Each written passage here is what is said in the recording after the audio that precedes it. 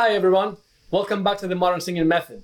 Today I want to talk to you a little bit about vocal release. You will hear me using this term a lot. So what is vocal release and why is it so important in singing? You see, there's no more important moment in vocal technique than the initial start of your sound.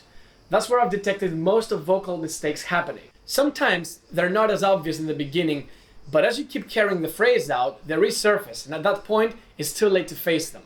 The solution? Get your vocal release right. Let's get back to the theory bit and how sound is produced.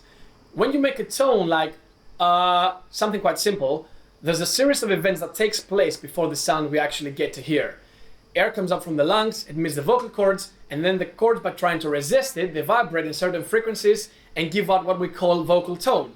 Notice here how the air always precedes the vocal muscle. So we get, in slow motion, this thing where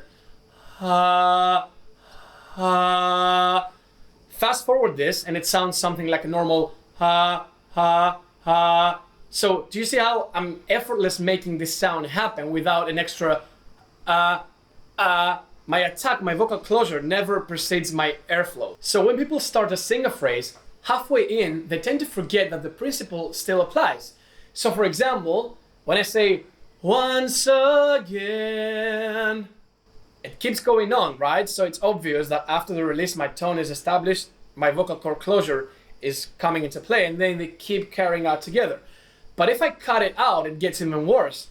Once again. So they might initiate the release in the beginning, but they forget to reinitiate the release for every next syllable, and that's where things get ugly. The thing that we should take note of is that air always precedes muscle. Do it the other way around, and you will start introducing unwanted strain.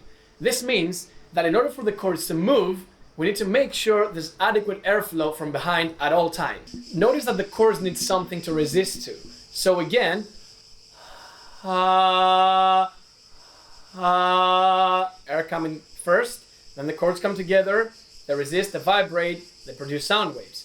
That's the way it should be done, and by always applying this concept, we can make sure that we got the first step to healthy voice production down. Now you might say this is way too obvious, but let me tell you something, everything is obvious until it's not.